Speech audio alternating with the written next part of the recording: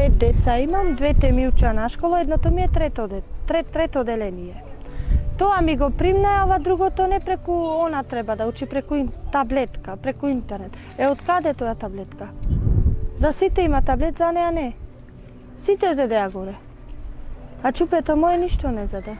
А наставничката вели мора да учи на тоа представа како се вика. Ево зашто ќе се приклучи чупето моје.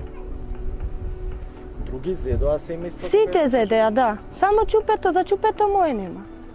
Ојдев тамо во школото, се бунев ти вели преку социјалното. Како за другите му дадеа?